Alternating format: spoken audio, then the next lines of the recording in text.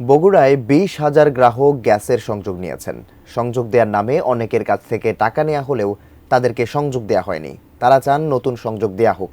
বগুড়া সাতমাথা থেকে বিস্তারিত জানাচ্ছেন উত্তরাঞ্চলীয় ব্যুরো প্রধান চপল সাহা। বাংলাদেশের সর্ববৃহৎ পৌরসভার নাম হলো বগুড়া। ৭১ বর্গ কিলোমিটার এই পৌরসভার প্রত্যেকটি সড়ক অলি গলিতে বিছিয়ে আছে আপনার হলো গ্যাসের লাইন, গ্যাসের পাইপ বিস্তৃত হয়ে আছে। যদি কোনো কারণে তেমন ধরনের ভূকম্পন হয় কিংবা কোনো অঘটন ঘটে তবে কিন্তু আগুনের যে অবস্থা হবে চিন্তাই করা যায় না। এই সংযোগটা কিন্তু ২০১৩ সালে বন্ধ করে দেওয়ার পর একটু আন্দোলনের মুখে আবার কিন্তু বেশ কিছু গ্যাস সংযোগ দেওয়া হয়েছিল এবং ১৫ সালে একেবারে বন্ধ করে দেওয়া হয়েছে এবং তারপর থেকে আর গ্যাস সংযোগ দেওয়াই হয়নি।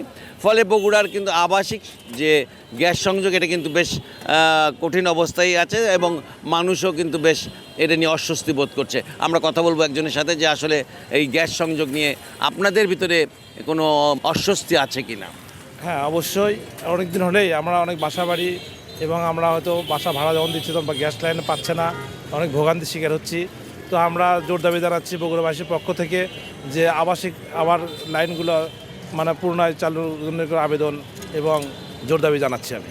আপনারা শুনছিলেন যে আসলে তারা গ্যাস সংযোগ চান, কিন্তু গ্যাস সংযোগ বর্তমানে একেবারেই বন্ধ আছে। আবার চালু হবে কিনা এটা আসলে কর্তৃপক্ষই বলতে পারে। মোটামুটি বগুড়া থেকে এই ছিল আমার কাছে সর্বশেষ সংবাদ।